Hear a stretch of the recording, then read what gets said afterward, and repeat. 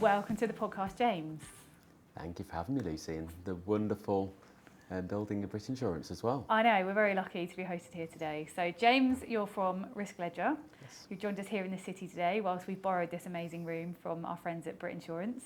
So thank you for coming along. No, thank you for having me. No worries. So Risk Ledger came on board as sponsors last year, so you're still quite new to our team. And what I have always struggled with, I'm going to be really honest with you, is explaining what you do. Yeah, exactly. So you're also in the kind of finance, cyber, tech industry, kind of similar to BRIT Insurance, but very, very different in what you do. So your challenge is to make it as simple as possible for our very diverse audience to understand what it is you guys do. It's good I work in marketing because that's half of my job. So the way I explain it is most organisations will have to do business with each other. So you'll have a client that's buying and a supplier that's supplying. What that can go from being a coffee cup to being a really critical cloud service to an organisation. And what they often have to do is do a security questionnaire as part of that. So they'll ask questions like, do you have somebody responsible for security? Do you have an ISO certification, for example? ISO is just a governing body of certification. So all of these different things, depending on how critical that supplier is. But what happens is that's done on an Excel spreadsheet, and there's thousands and thousands of different versions of those spreadsheets. So security teams just get buried in security questionnaires. So procurement come and say, hey, we're on board in this supplier, and this is their questionnaire. Hey, and this just happens on a repetitive process. And often what happens is the questions just deviate one or two different questions. Yeah. So it's like really difficult to then make and understand like your actual risk profile as an organisation. So when Hayden founded the company in 2018, he was a security consultant beforehand, saw this problem and said, well, why can't one supplier maintain one profile, and then you just share that with the clients that you're working with? So you just maintain one questionnaire. And it's exactly the model we built Risk Ledger on. So all of our suppliers are 16,000 organisations on the platform now. They all maintain their own profile. So like LinkedIn, in a way, you maintain your profile and then people send you connection requests to connect with you. Yeah. This is exactly how Risk Ledger works, where a client will send a connection request and say, hey, we're going to be doing business with you. I'd like to check your security profile. And then it just formulates connections across the platform. And what the really nice thing we've been able to do on top of that is because we've built that network, we then layer a network, we call it a network model on top, but it's just a visualization of your supply chain. So then you can start to see who other people work with and who people work with from there, and if they work in different countries. And that just allows organizations to build a really solid view of actually the risk around, let's say, for example, you had suppliers that were going through the Middle East, as an example, at the moment, there's probably going to be more risk around that or more dependencies around that at this moment in time. So you might want to mitigate that risk as a business. So your customers are the suppliers who want to have a profile and the client who is potentially doing business with the supplier. Correct. So suppliers go on the platform for free. Yep. So it's a free profile that they can build. So anyone can build a profile, and then clients pay Risk Ledger for access into that data. So with the way that we price that is you have a set of suppliers, so a number of suppliers that you can connect to within the different packages that you can buy on the platform. So you could have up to 80 or up to 100 or 150 on, so on and so forth. So if Team BRIT had access to the network, we would be able to see potentially tyre suppliers, correct, engineering suppliers, parts suppliers, PR providers, whoever it might be. Okay, cool. So what kind of industries do you work in? I obviously used us as an example there. You may work in motorsport, but what kind of clients do you have? So clients are varied. So we have insurance companies, of course, with BRIT Insurance being a customer of ours, financial services as well. So banks to building societies. We have energy companies as well that work with us, water, oil and gas organisations as well. So a multitude of different organisations. The companies that work with us a lot are highly regulated organisations, so they're answerable to the regulator. Mm-hmm. It means they're audited on a yearly basis, and Risk Ledger allows them to get that information very quickly to the regulator and give them a risk profile. So that's where a lot of our business comes from highly regulated organisations as well. So I guess a lot of people not in that world wouldn't understand why you need this in terms of like how significant is the risk people face if they don't know this stuff. So can you give like a really simple example of like what can go wrong if you don't understand the risk around your supply chain? Absolutely. Well, a really good example is only yesterday, in the day that we're recording, yesterday, LastPass, who are a password safe provider basically. Yeah. So many organisations now, instead of having to remember all your passwords, you have it into an application. Yeah. They were breached yesterday, and what looks likely is they were breached through their supply chain. So they were breached through a third-party provider, managed to gain access into their organisation, and then they had a cyber attack that they suffered a breach. So why it's so important is now many threat actors will try to travel instead of attacking someone directly, because let's say Brit Insurance is a really good example. They're a well-financed organisation, they've got a big security team, they've got a lot of different tooling in place, but there'll be a provider somewhere that won't have the finance infrastructure, people and capabilities around them. So it's much easier for a threat actor, or a bad guy basically, to go and attack somebody that's maybe only got one person who's working in IT and security, and then travel through the supply chain instead. Right. So it basically allows people to get access through vulnerable applications and in different ways they can get access into those bigger organisations rather than going for them directly. Wow. Okay. So most of it is to do with cyber threats. Yeah. Yeah. The way I kind of look at it is, remember, let's say you go into, you think about it in a kind of physical way, like a bank robbery as a good example, like going into the bank and they've got security and armed police there and whatever else, and it's probably going to be pretty hard to attack that bank. But if you might go for the van with the money that's going to be pulling up outside at some point, because it might be a little bit easier at that point to attack them. So you might not necessarily get the bank, but you're getting a portion of what you're after. So that's kind of how I look at it. It's like they're a third party, the smaller organisation that you're trying to attack the van instead of the bank. So it's like the less obvious routes in that you've Absolutely. got to protect as well. Okay. Absolutely. So you said it was founded in 2018. Was nobody else doing anything like this? So organisations have, so third-party risk management's been around for 20 odd years. Yeah. Started on spreadsheets. Organisations have built out what's called governance, risk and compliance platforms. So they're third-party risk management will be part of that platform. And then from there, other organisations, and there's actually a lot of different vendors doing a different subset of it. What we found is we don't have competitors that directly do the network model that we built out. So Hayden said this not so long ago actually in a meeting, and it's quite interesting as somebody turned around and said, well, why has nobody else done this? And he said, well, it's really hard. And it's really hard because you're trying to get 16,000 organisations onto your platform, filling out that data, updating that data. That takes a long time to do. Yeah. So as an organisation, we're probably now seeing that like second wave of growth where we spend all of that time building that data, building the organisations, getting the suppliers into the platform. Now we can start to layer different tooling onto that data, different capabilities that ultimately the market needs to be able to do that. Yeah. But it's been a journey to get there. So it's like that's the first phase, is get the suppliers active on the network, updating their data. Now we can start to actually do some really cool things to be able to build on top of that. So you've got to sell it to the suppliers to get on there for free, to make them see why it's worth their while, I guess, so that you have enough data to work with. Okay, that's really interesting. So it started in 2018, you said. So as I understand it, it's been a kind of steady growth since then. Yeah. And a success story so far. So why do you think it's worked so well? I think it's worked really well because we've made it really easy to use. For starters, we've really targeted verticals as well in communities. We call them communities, but they're industry verticals. So what we've always done is we've had a go-to-market where we place ourselves right in that community. So instead of like trying to touch the community from the outset and pick up a few clients, we go and invest in that community. So we're like insurance is a good example where we had the BMW M4 GT3 outside, we had a big event inside, we had a coffee van outside, like a big brand marketing campaign.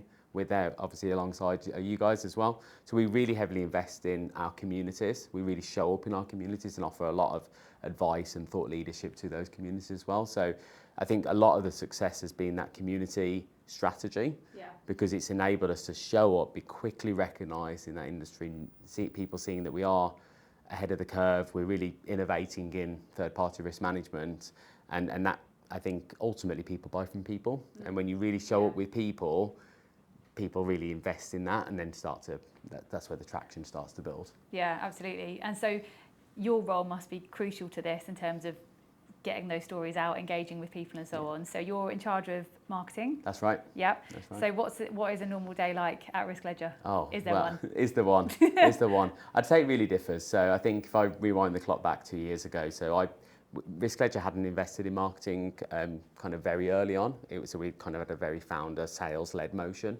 as a go-to-market motion. So 2 years ago, just over 2 years ago now, I joined the company, and really that was like building the team from the ground up, and that's how it started. So my job at that point was identifying quick areas that we could build pipeline, how we're going to build the brand, what's this brand going to look like, what's this organisation going to go to market. So it was really supporting the existing model and how we build on top of that. Quickly recognised that we needed to add a lot more clarity to our positioning and how we actually talk to the market and how people see us and how we show up in the market.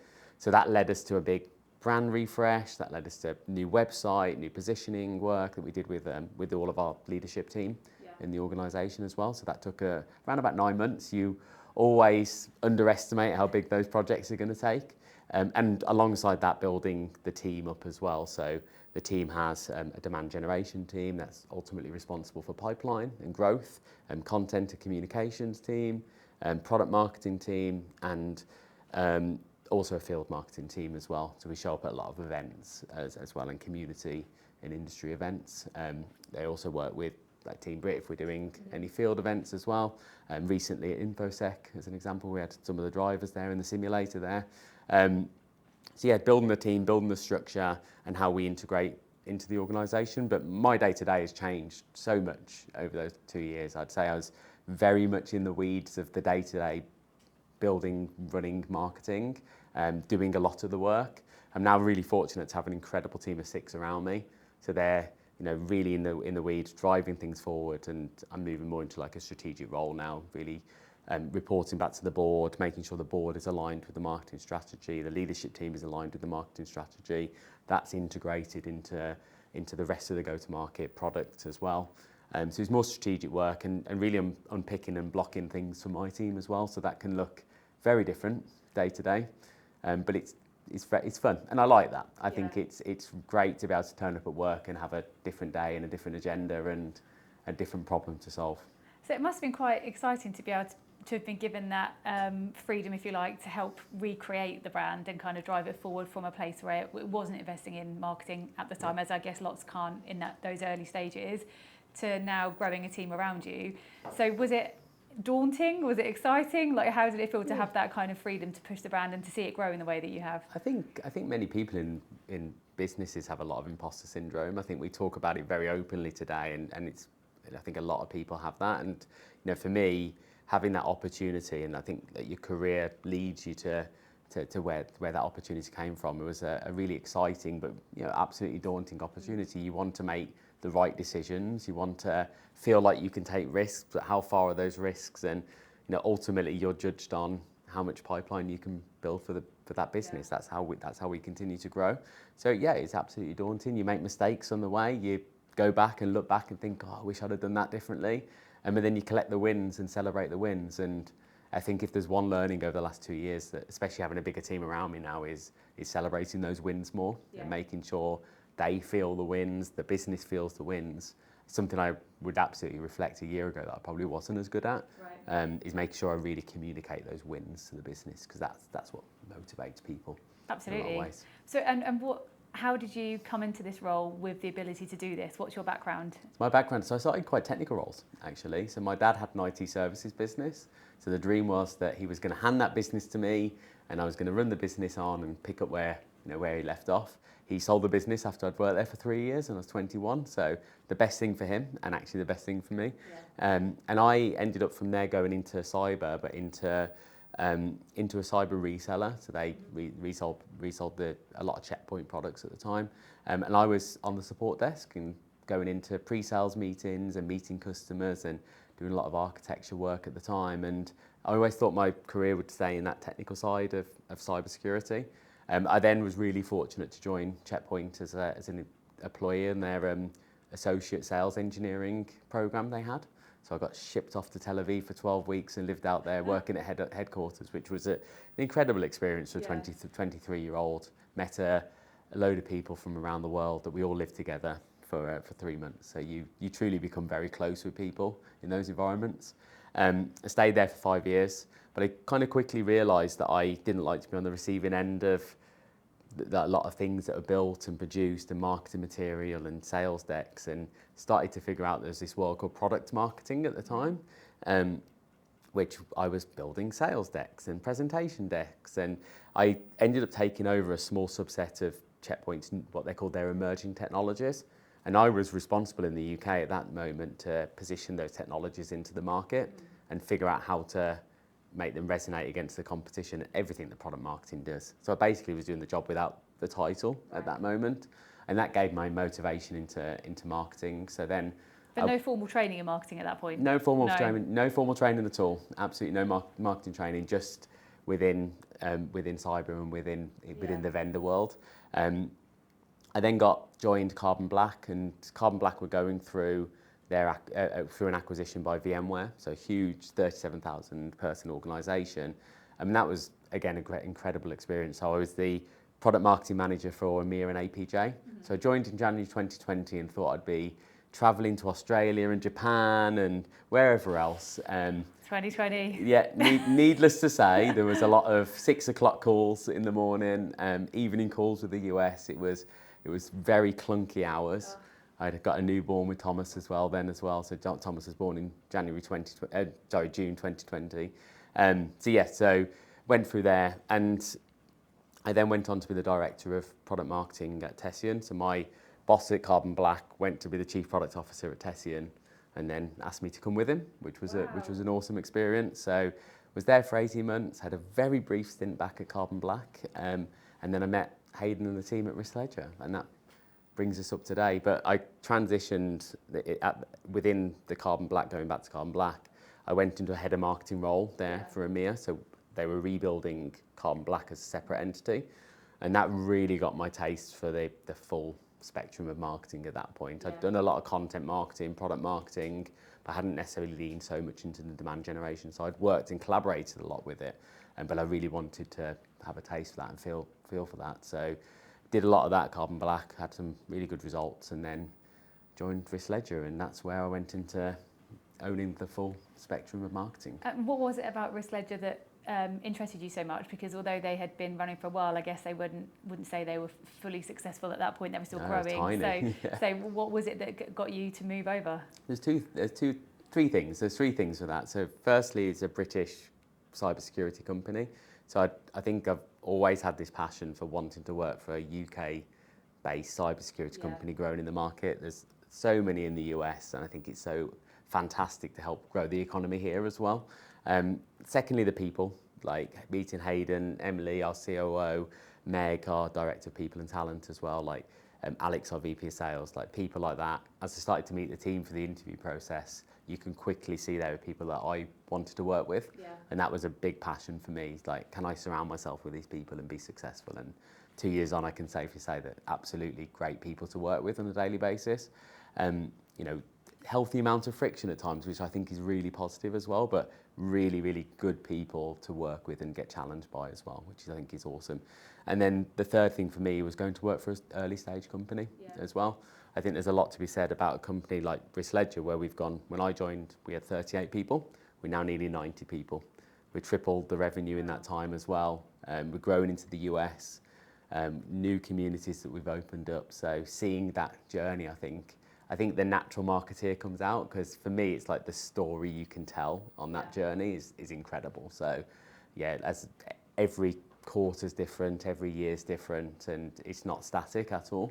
And I think that really is an exciting opportunity to have. So have you learned the business of marketing as kind of on the job as you've gone then? Because I guess yours is a really good example of, you don't have to be pigeonholed into a job that you started in, and you can find your way, and you don't necessarily have to go out and spend a load of time retraining. You can do it.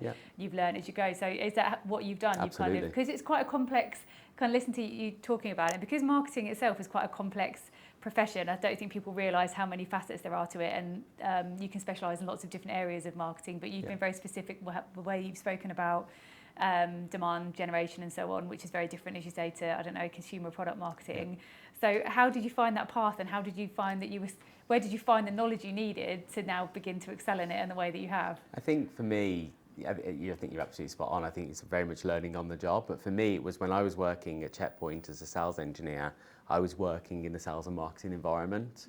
And, I was the technical person in the sales meetings, working and collaborating with the marketing team there as well. And then as I moved into the emerging technologies role, I was starting to collaborate a lot with our central teams in headquarters in Israel as well, and started to meet a lot of people that I could have just really interesting conversations with, and started to really understand their role, and thought, I'm doing bits of this already in my role, and what does that look like, especially with product marketing. I think product marketing was a really good intersection for me, because there's a lot of thought leadership and sales and presenting in that particular role. So I was able to utilise my technical skills, but turn that into more around product positioning and really understanding how this product fits into that particular market. Yeah. So that was my entry into marketing. But and needless to say, my number one goal with my team now is to hire people that are way better than me as well. Like that's the best advice I've ever been given, is like, hire a team around you that are way better at what they do than you are. And I absolutely take that into every hire I make, because then I learn so much from my team as well. So you've had to build a team around you then. So what do you look for in a person that you're recruiting? That's a great question. I look for, I think, natural curiosity is huge, especially in startups, and the energy. Yeah. I think if you don't have natural curiosity and energy that you can bring to the workplace, it's hard to survive in a startup, because startups require a lot of energy, a lot of time, a lot of dedication to the role as well. They're not 9-to-5 jobs at all. And it's not to say they're like 16-hour days by any means. It's just a lot of velocity, a lot of changing and shifting in momentum, shifting in priorities. Things change very quickly. Naturally the technical skills as well have to be there.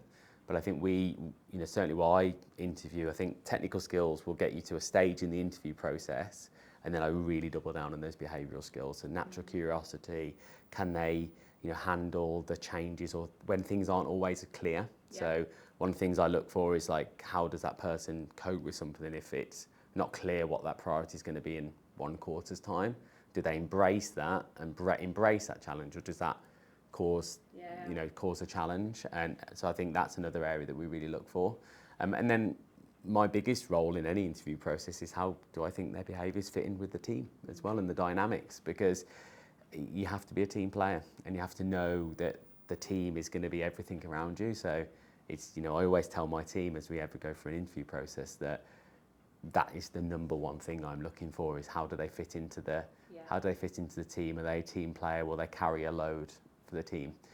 Which I've spoken to Mike about multiple times, and Al about with Team BRIT as well. Like, there's so many correlations there. Yeah, well, absolutely. Yeah, and we're 10 years old now, and we've had the same thing. People come and go because they're not quite the right fit for the team, and then you have people that last because they are, as you say, exactly what the team is about. And yeah, it's certainly not a 9-to-5 job that we do either. So we can definitely resonate with that. So over the last 2 years, you've been dealing with a lot. You've been building a team, seeing this business kind of triple in terms of headcount and revenue. Yeah. And somehow along the way, Team BRIT came along at your desk. Yeah, it did. Tell us a story about how you came to know about us, and why you chose to put any time and effort into look into where this could go. Yeah, so BRIT Insurance has been a customer of Risk Ledger's for around about 3 years, I believe now, but maybe a little bit more now. But so with BRIT Insurance, we've got another 5 or 6 different insurance companies that are customers of Risk Ledger. And from there, we then made a further investment into insurance by hiring Ben Francis, who's our insurance lead and sales account executive with insurance. So that happened 2 years ago. Ben's been working multiple different opportunities within insurance, and through that came a lot of relationships with governing bodies, with Adrian at Limos as well. And that's where then the conversation around Team BRIT came. So it came onto my desk through different areas, and we really wanted to start making, as I said earlier, we make a real investment into communities. Yeah. And came onto my desk around about August last year, and I'll be very honest, kind of went, oh yeah, okay, another motorsport opportunity, and you get emails around like shirt sponsorship of football, and many different opportunities come my way, and the Team BRIT opportunity came our way through Ben and Adrian, and I kind of look and I went, oh, that is a bit different. As the natural marketeer comes out in me, it's like, this could be really interesting.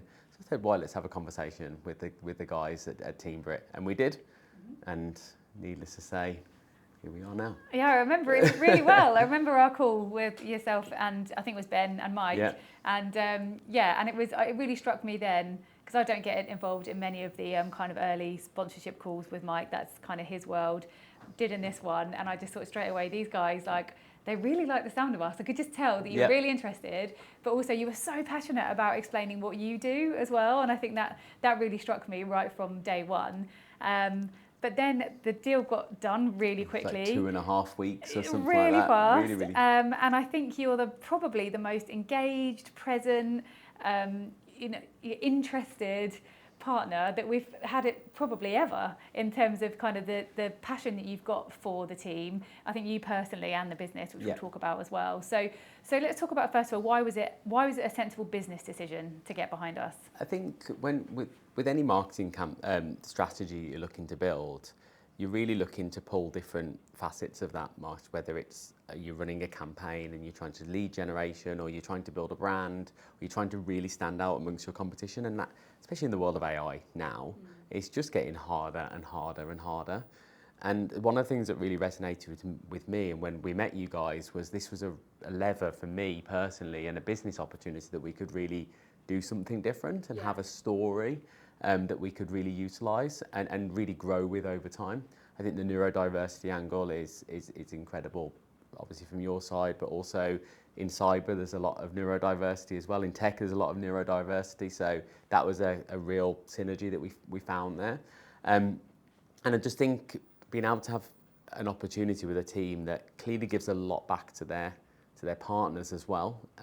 I personally found that as a real opportunity to be able to build that relationship, and a relationship that, you know, I certainly hope can flourish over the years as well and start to really grow. I think just an opportunity like that hadn't come on my desk before, and that's what really kind of got it over the line. Was let's think about the art of possible versus turning our nose up an opportunity. Let's think of what actually could be possible here. Needless to say, from a business perspective as well, that investment into the insurance community and your placement within the insurance community as well was a real bonus to that. But I think it will grow far wide of that as well over time. I hope so. I certainly hope so. I think so too. Yeah, and it's good. So you joined us at a really interesting time. So I've just spoken to two representatives from BRIT Insurance who have been with us right from the start. So they've been nearly with us for the whole 10 years that we've been in operation. You literally, one of your first events you came to, it might have been the first event, was our 10-year anniversary event. So you were able to kind of sit and listen to Mike tell the story of the team and its growth, but see a room full of people that had followed us for a long time or were newly on board in the way that you were. And I think that's really interesting that you've seen us at probably one of the most exciting times, as we've got our GT3, we've got 2 GT4s and so on, and we've kind of got this renewed impetus to kind of push on further, because not only are we going into new championships and setting new ambitions, but we're also making it harder for ourselves, because every step up needs more money, needs more tech, needs more innovation and so on. So it's only going to get harder, but it's wonderful to have a brand like yourselves behind us that believes in us. And you mentioned before about InfoSec, which is one of your industry events that is a really big part of your calendar, and you very kindly invited us to be part of that. So tell us why you do that, so why you get us involved in events which are client-facing, and why you think that makes a difference. Yeah, well, I think for anyone that's been in a conference hall of any event, whether it's cyber or not, it's like a jungle of podiums and booths and merchandise, different messaging, different things on the back of people's t-shirts and whatever else. And I think, again, within marketing, like, everyone is looking to stand out and capture the eye and capture the attention. And I actually instantly got there on Monday and thought we could have done so much more with this. Oh, okay. But that was like, you see something come to life and go, I could have had Aaron and Bobby on there, or whatever else, or Jamie sent, and whatever. And there was but for me, the idea and part of signing the relationship in the first place was that with our big trade shows, having the simulator there, but not just an F1 simulator, but having a simulator with a story was a hook and an opportunity to be able to get the drivers to be able to have FaceTime, Mike to be able to have FaceTime with people, but to be able to tell that story. And naturally, people then gravitate towards our booth, and then we can have the risk ledger conversation as well. So having the simulator, and I heard so many people either ask where the pedals were, or what's Team BRIT, or oh, brilliant. It's like, oh, you drive with your hands. Like, it's Yeah. just the natural curiosity. Yeah. And naturally, I think a lot of people are very competitive and they jump on that simulator, see that their time and they want to get better, and they've got Bobby in their ear telling them that they can take that line better. And it just keeps ultimately your booth really busy, which is exactly my goal and my aim. But I think also just, away from that, it's having the brands coexisting and living together is a really important thing, because I think, doing that and having brands that want to have relationships with each other and be with each other, it's sentimental to people, because people see that you are supporting good things, you're doing good things, and you don't want to hide that away from the public eye. That should be front and centre of a brand. It's like, it's your identity as well, of your morals and what you want to go and do as an organisation. So yeah, that was why we, and not just InfoSec but other events as well, having the simulator there is really important to us. And do you think it worked? So was it a success, kind of having been a us real there? success. And oh, that's good to know. Which drivers did you have? So you had Bobby. We had Jamie on the first day as well. So I'd say I'm biasedly become really close to Jamie actually over the last few months, which is lovely. And so it was lovely to see Jamie, but I think Jamie as well, with all of his experience and what he's been able to do, is great for people, because he can tell those stories, and people they meet him and they go, wow, like you've He's got a brilliant story. Like you've driven a support race at Le Mans and whatever else. We had Mike there as well on the Wednesday, and then on Thursday we had Bobby with us as well. So it was lovely to see the guys and have them there. Yeah, and that's a real kind of, that shows the diversity of the team actually, just in those three people, doesn't it? Absolutely. In terms of their stories and so on, especially Jamie and Bobby, and how they came into racing, how they've got a disability, how that impacts their lives. So yeah, really good summary of the team. And then on the other side, that's kind of a very, it's your corporate world, but it's how you've crossed over into making the very most out of your partnership with us, which we absolutely love. But you're also personally involved in the team in terms of how many races have you come to so far, I've James? missed one this season, and missed one, Spa, so I can have an excuse for that one. It's a bit further, but no, it's lovely. I've seen you there at the races as well, and it's really lovely that you bring your son Thomas as well, who is how old? Thomas is 6. He's 6. Okay, so first of all, have you got a longer term passion for racing? Yeah, I think the amount of times, and again, probably one of the reasons I've got so close to Jamie over the last few months, if I have another WhatsApp message saying, show me how easy it is to do it, and get into motor racing properly, he's given me every path possible. Right. It started out for me many years ago. My dad used to watch Formula One. I then started to watch Formula One. I think it annoyed him at the start, because he was like, he wanted to watch it, but then embraced that his son wanted to watch Formula One with him, and just started to really enjoy motorsport. We went to an F1 race, practicing, when this did a Silverstone test, anything. We saw World Endurance Championship at Silverstone when it was last here, crikey, probably 4 or 5 years ago now. We've been to a few different F1 races around the world. We're going to Azerbaijan in September, which will be incredible. So always been a motorsport team, a motorsport family, as well. And then Thomas as well has just shown a real passion for motorsport. So that's always been there. Always loved motorsport watching, and not just Formula One as well, like GT racing, rallying as well, just anything that's on TV that you can watch and follow. And have you raced yourself? I've not done I've done karting, some practice days, obviously drove the 1 Series at Silverstone a couple of months ago as well, which was incredible, and definitely got that little bit of a spark for it now. Like, can't wait to get back in that car. What did it feel like? Talk to us about that, because a lot of people won't ever know that. So what does it feel like? Well, other than bribing Mike to get that drive as much as I possibly could, it was, and I'm so fortunate to be able to do it. I think the way I explain it to my friends is, you can go and do like a track day in a Ferrari or Lamborghini. It's really lovely, but it's a road car. And they kind of get you to drive it very tentatively in reality, because they want that car to last as long as possible. Going to a 350, I think, brake horsepower BMW 1 Series that is built as a race car with the biggest brakes you've ever seen in the world. And, I remember leaving that pit lane with Jamie, and Jamie's like, right, then go. And I'm like, okay. And you just get this feel for it. And having Jamie in the car was incredible, because he's such a good teacher, and just gave me the air of confidence. And then he was hitting the dashboard when I wanted to brake. And I remember going down Hanger Lane and thinking, and I kind of looking, going, when's he going to hit this brake? And I just put my full trust in him. Silverstone's great because massive runoff areas as well, but I just put my full trust in him, and it was just a great experience. Like, you really do feel that air of like you're driving that car at whatever, I don't even know what speed I was doing, to be honest. You're not thinking about it, you're just driving as fast as you can and learning on the way. And it was just a really incredible experience to drive a car on the edge and have the real confidence next to you as well that you can go and do it. So yeah, I've got to figure out how to bribe Mike again. Yeah, you'll definitely be able to. I'll figure it out. And do you think it opened your eyes to kind of the technicalities of the skill of being a racing driver as well? So the biggest thing for me, and this was, because you just don't ask the questions, was got into the 1 Series, and obviously the 1 Series got the hand controls fitted. Yeah. So I didn't realise, so obviously I can use the pedals, but I didn't realise that I'd have to use the rocker switches to change gear, because I just assumed because I didn't understand fully the technology.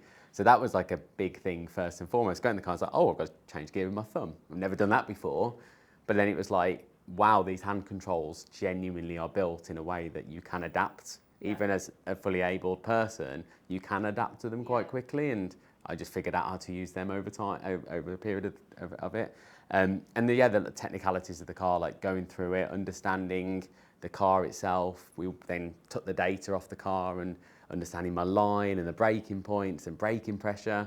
Like, oh, I have to hit the brakes as hard as I can, not feather the brake down. Things like that are just very different. But and are you someone that thrives on like taking on board that coaching? Like, absolutely. Do you? Yeah, and you retain it and you can use absolutely. it. Yeah. Yeah, I think like in another walk of life, I have my refereeing as well. So like from football refereeing in non-league football and having coaches come and watch, like, it's great to get that other viewpoint from that, and then feedback information to you, whether it's through clip analysis or whatever that may be.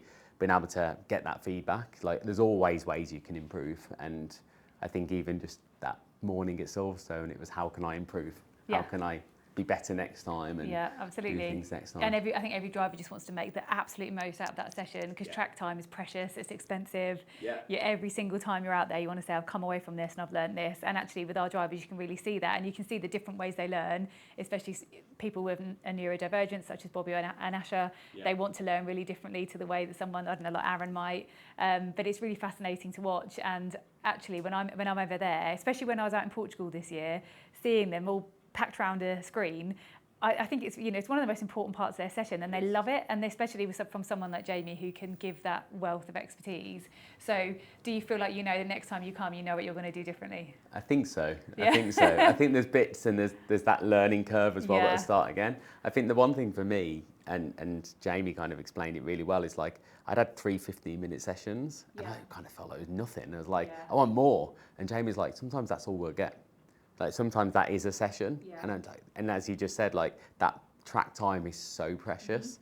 And I think feeling that myself, and you feel like it goes by in a second, all of a sudden you're being told to go into the pits, and you're like, no, it's over. But it's track time is so precious. But as you've quite rightly said, the work you do around the screen, the work you do with the coaching, seeing the lines, watching the clips back, that is, I think Noah said it recently as well, where that's where you learn 90% of the craft is outside of the car, and then analysing it, and getting a taste for that as well, of watching the footage, seeing my lines, understanding where I could have improved. That's absolutely what I'll be able to take into the next time. Brilliant. Well, we'll make sure there is next time.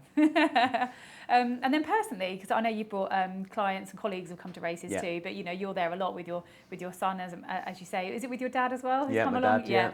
That's just so nice to see. So there's been a whole family affair. My wife's been, my daughter's been to one as well. Yeah. Oh, it's so good to know. And so, what is it you like about being in the garage environment, which is obviously quite different to a hospitality that you might experience? You might pay an awful lot more for if it's F1 or similar. We're kind of lower level, lower cost racing, but you're getting that real kind of right to the heart of it experience. Why do you think that is so much better than some of the other things that you can pay a lot more for? I think you can't get that experience anywhere else, and I think being able to be on the cutting edge of motorsport, where it's not just kind of grassroots park stuff. Like, you guys have got the equipment, the technology around you, the engineers. Like, it's a real insight into how a race team operates on a race weekend, and to be able to be literally on the front end of a pit lane when you're watching the cars go through a 2-minute pit stop I don't think you can replace that experience. Every time I watch it, my mouth is at the floor, and just watching the guys and watching the coordination that either JJ or Al are operating in is incredible. So I think every time I go and watch that, things like that I think are just so exciting and so inspiring as well, to watch the guys in that heat of the moment operating together, celebrating or being frustrated if it didn't go so well, trying to improve it next time as well. And then just watching like in between the races and watching, you know, seeing the car coming out of Parc Fermé, what do we need to do to it, what the driver's being coached, just chatting to the guys after they've come out of the car, things like that. I think you can't replace that. That's just an incredible experience to be in the heart of it, and you really feel that. And I think that's one thing that, you know, Team BRIT have done magically, I think, is when you step into that environment. I'll never forget what Lauren said to me when she came to the race at Alton Park This is your wife? That's my wife, yeah. And she said, oh, they're just like a family. Oh. And that was somebody that hadn't been. Yeah. And her first thing was like, I just felt like they were like a family. Because they made Lauren feel so welcome. Yeah. It's like I just walk in now and drop my bag down at the back of the garage and just make myself feel welcome. But, you know, I wouldn't have done that the first time, but now it's, you know what you can do. But yeah, I think it's a real family, and you learn so much, and everyone wants to chat, and, you know, no matter if it's Caleb or Nathan or whoever it may be, everyone wants to chat if you want to ask a question. And I think, you know, I've got photos on my phone of the guys who have made Thomas feel really welcome as well, where we forgot his ear defenders at Snetterton, for example. So they were making up ear defenders and taping Team BRIT logos round for him to make sure he had some new ones. Of course, logoed as Team BRIT. Yeah. But things like that, Thomas as well just embeds himself into the middle of that garage. That's amazing. And so tell us about Thomas then. So he's really young, but why do you think he's already loving the sport so much? Do you think you've kind of strategically put it in front of him, or do you think it's something he's discovered himself by watching you? Or I think naturally when a family is a motorsport family, it's in front of them, of course, but you know, we've always allowed Thomas to pick what he wants to do and what he enjoys. And you know, from the time of taking him to the first race and watching when he's watched Formula One on TV and whatever else, he's always had a real interest into motorsport. He's a massive Lando Norris fan and talks a lot about Lando and sees him on TV and stuff like that. So I can tell you Lando is not his favourite now, and I'll tell you in a second who his favourite driver is. But it's like being able to show him then what he'd seen on TV in real life. Yeah. He constantly asks me when the next race is. Does he? And every time. Dad, when we go into the next Team BRIT race.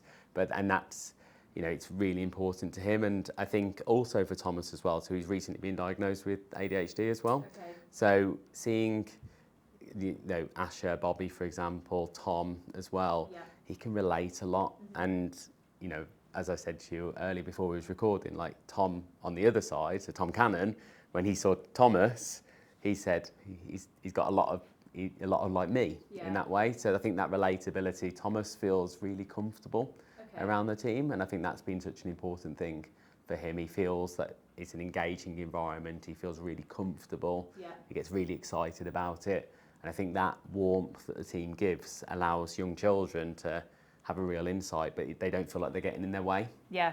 They just feel like they're part of the team. Yeah, definitely. And it's really lovely to hear you say that. And obviously I've worked for the team for quite a long time now, and we've had various drivers with neurodivergent conditions. And so I now know a lot more about it than I ever have before, but also I can see how different it affects people in such different ways. Yeah. So if you don't mind me asking, how did you know that you were going to seek a diagnosis for Thomas, and what was it about him that you thought was perhaps different from other children that have been with? I think in early life we'd seen with Thomas kind of in his 4 years old. We've got 2 children.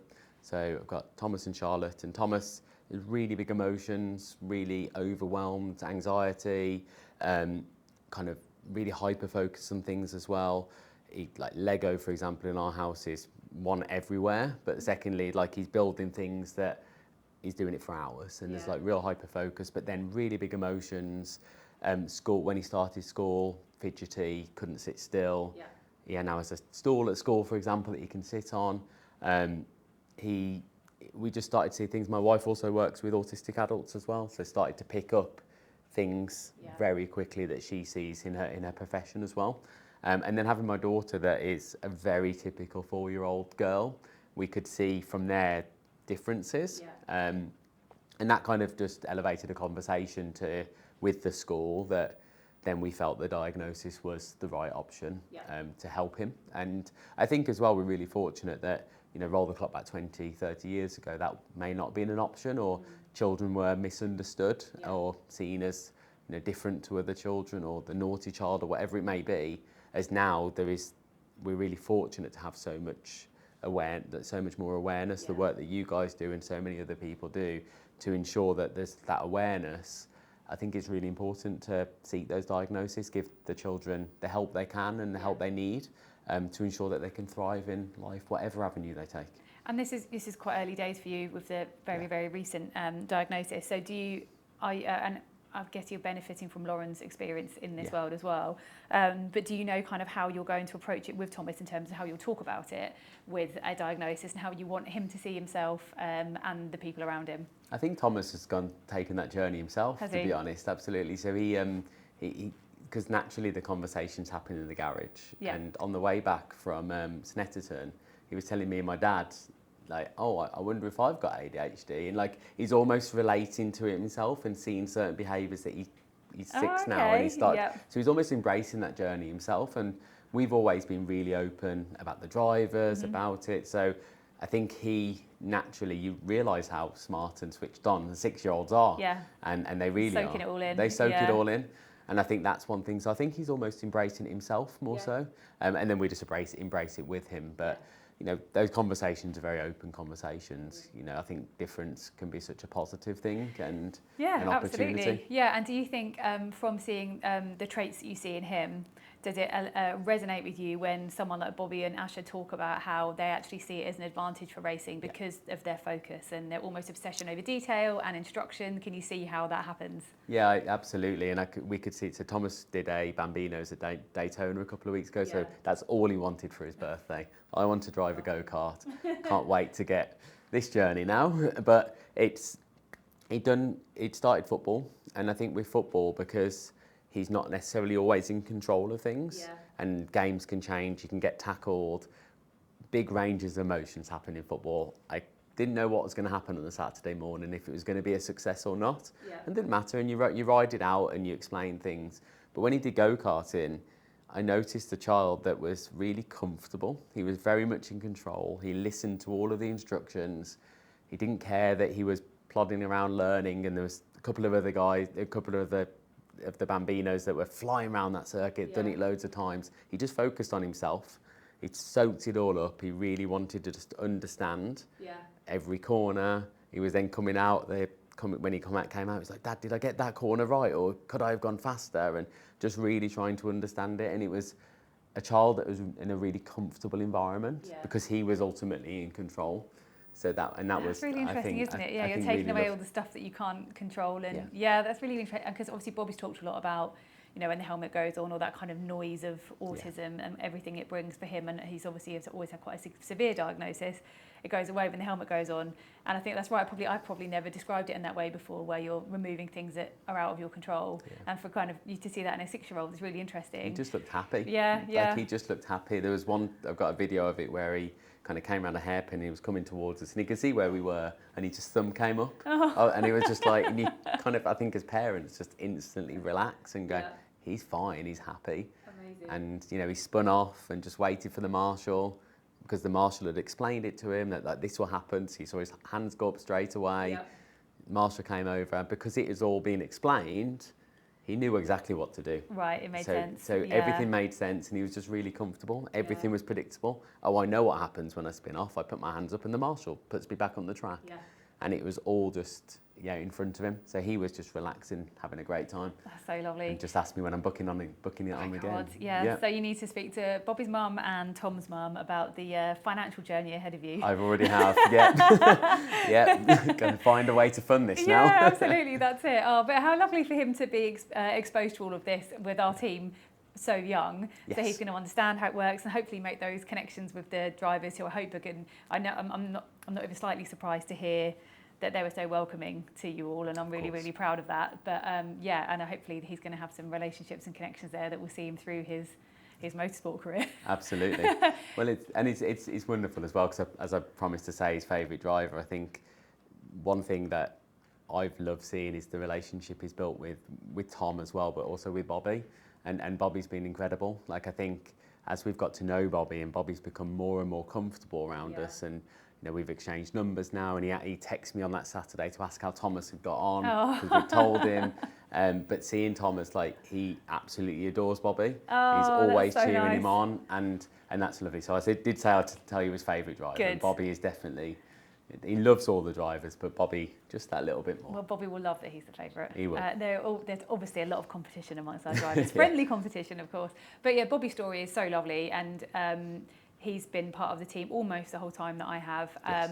And it's like seeing a different person from the Bobby that joined us to the Bobby now. The Bobby joined us was lacked in confidence, didn't really go many places without making sure that his mum was with him to help him. Yeah. He'd never travelled abroad. He's now got a job. He's independent. He's got telling me all about his new job in a couple of weeks ago. It's just amazing. He's got a place with his girlfriend. He's now got a job working for Daytona, which is the best story, because Daytona have been so fundamental to everything he's about. He loves them with a passion, and because they've supported him so well. So he's a fantastic role model for Thomas. I'm really pleased that that's happened. And you're coming to Donington this weekend. I am. Bringing Thomas. Bringing Thomas. Good. I wouldn't be able to go without him. That's not allowed. That's amazing. And so the last time I saw you at a track, it was at GT Cup, and we had a bit of a weekend of two halves. You did. And you were there on a bit of a frustrating day. Yeah. And then the next day, we kind of won everything. Yep. So we're hoping you're there for well, we want to win both days this weekend. But yeah, what are you hoping to see this weekend? I'm hoping, ultimately, a great performance from the team. As you've quite rightly said, I was texting Mike on that Sunday saying, God damn it, I picked the wrong day. You missed all the silverware, yeah. But fortunate to be able to watch it on YouTube. Yes. But, as you know, I embed myself in those celebrations as well when it does happen. So, of course, seeing a fantastic performance, Jamie and Paul, now with the races they've got under their belt, learning the car, hopefully a really lovely weekend as we're having the weather as well, which will be fantastic. And, yeah, if we can get that car over in first place in either race, that'll be fantastic, and can celebrate in the garage. Absolutely. Well, it's been such a great start to GT Cup for us. It really has. You may have seen we're moving our GT4 cars into GT Cup, so it's going to get really exciting. So then looking ahead, so how are your plans for making sure that you kind of continue to make the most out of the partnership as we want you to? So what are your kind of risk ledger with Team BRIT plans for the months ahead? Yeah, so the hospitality angle is really important to us as well. So we've one of the things I've really tried to do is not just throw Team BRIT into the company and make sure that people really understand it. So as an example, we had Asher, Mike and Al come in December to the office, and they did a fireside chat with us, and that was a really good opportunity to explain and get this real understanding for the team. Yeah. We've started to then distribute on our newsletter some things about the relationship as well with Team BRIT to start to help our customers understand. We've then had a bit of interest on, I would love to come to a race. So started to nurture that over time versus just kind of throwing it at everyone. So Silverstone's going to be a really good opportunity for us this year as well with the GT Cup. So we've got a table there, and we're going to, the next opportunity to do hospitality. We'll do the same at Brands Hatch as well. And as you said, the GT4 cars are going to be there as well, which is going to be even more exciting, and having more of the team there and more racing action. So that's really important. We've got another trade show in September as well, so we'll have the simulator back there, and just for us, it's no doubt we'll probably do an all hands or something at the office as well. We'll get maybe some of the other drivers there. I think it'd be really good because we had Asher there, which is incredible, and we'd like to have some of the other drivers there so we can build those relationships with the company, especially because we've grown probably another 20 people since then as well. So it's new people to understand this relationship. And just to allow the brands, as I mentioned earlier, allow the brands to coexist and live together, I think is a really important thing for us. And we've also got a track day booked in as well. This was my smidge to get this track day. But no, we've got a track day, so what we're going to do is invite some really special customers of ours that we know are really into motorsport to get an opportunity to drive the 1 Series as well. So that's all been spoken to and agreed with Mike. So what an amazing we need to get a customer. at this moment of recording, we need to get that booked in. Yeah. But yeah, we've got some it will happen, and we've got some really lovely customers who have asked, I'd love to drive a car. So it's gonna be incredible. Brilliant. Yeah. And will you drive again on that day? I hope so. That's the plan. We're getting you on the driver list, definitely. Yeah, that's the plan. So the last thing I wanted to ask you was, as you know, we speak about it really openly. Because we're not a charity, we depend on sponsors like yourself getting behind us to enable us to do it. And that was a planned and strategic decision that we knew it wouldn't work as a charity model. So from a private company's perspective that's come in and you've dabbled in this relationship for a few months, and I can see how much you're getting from it. What would your message be to someone that's considering doing it, and why is it worth it? I think for me, and especially like growing companies, VC-backed companies, a lot of money gets poured into what quote unquote called demand generation or lead generation, and really trying to grow the company. And I think in the world that we live in today, especially with this AI wave that we're going under, certainly from what I'm seeing from a marketing perspective and a company growth perspective, is the brand has never been more important to an organisation. So maybe roll the clock 10 years ago, brand was maybe secondary to what was certainly B2B tech companies and B2B companies. They would see it like, oh, let's just generate leads and generate demand. Now we're seeing the brand as being so important to the company's growth. The way that brands are represented, how they show up, how people connect with those brands. I think now it's becoming so important that having the opportunity with like teams like Team BRIT is a real opportunity to create a really special environment around your organisation. It identifies what kind of company you are. People resonate with that. People have opportunities then to have the experiences I've been really fortunate to have over the last year. Bring customers along, bring prospects along, bring partners along, whoever that may be, to really be on the cutting edge of a team that's growing. And I think also the growth that we've seen Team BRIT on the last year as well. Like as you said earlier, we became partners at a really special time, and I think it worked for us at that moment in time because you were hitting this next wave of growth. We've hit our next wave of growth. So it just felt like timing was perfect, and I would encourage anybody to explore, of course, the right opportunity for them, but explore these opportunities because you can get so much from them as an organisation and things that you may not realise. And sometimes that takes being a little bit brave. I won't lie to anyone that you have to be brave sometimes. If you're the one backing the proposal. Absolutely. It's got to work. I kind of signed it and think, okay, I've got to now explain this to the board. And how do I explain this? But the board love it. The board love it, and they think it's a great opportunity for the company. But I think, and it always depends on the dynamic of your organisation as well, of course. But I think for me, explore opportunities that you can go and do things differently. I think certainly in marketing, we're always trying to figure out how to be different, and sometimes it might just be around the corner and you don't know it, and you've got to find those opportunities. It might land on your desk at the right time. It might land on your desk at the right time, exactly. And interestingly, our drivers actually had some sales training this week because people often don't also know that drivers have to bring their own budget to the team as well, and it's obviously extremely rare that a driver can self-finance. They usually have to get their own sponsorship in. So from your marketing perspective and also your unique insight that you have in the team as well, what advice would you give to a driver at how they can make themselves stand out to a company that they're pitching to? I think, and funnily enough, I've chatted to Bobby about this as well, and is aware about yesterday's training. I think leverage your superpowers, leverage your strengths, leverage why you're different. I think is really important. It's very hard to sell yourself. I completely get that, and I think many people struggle with that. But I think we all have differences and superpowers and things which people connect to, and I think it's really important when you're building your own profile to really leverage those superpowers in front of you. You're not just a driver. You're an autistic driver that hyper focuses and gets an extra tenth into the corner because you're special.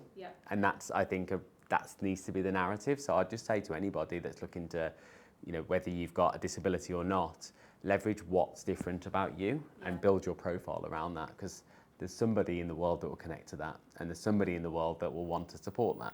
And then it's just about amplifying that. And it's hard, it is hard, and it takes a lot of effort and takes a lot of time. But if you're passionate enough about what you do, then put in the hard yards and it'll pay you back. it'll come back. Absolutely. Yeah, I hope so. Well, listen, thank you for doing this, and thank you for joining our team. Honestly, it's just been such a pleasure having you part of it. I wish that every deal was followed the risk ledger pattern. Yeah, exactly, and having people like yourself that are really, getting the whole family involved and getting the team involved. It's just a really special time, and we're really, really grateful. So thank you very much. No, thank you. It's been brilliant. Can't wait to continue with it. Yeah, and enjoy Donington. Thank you. Thank you.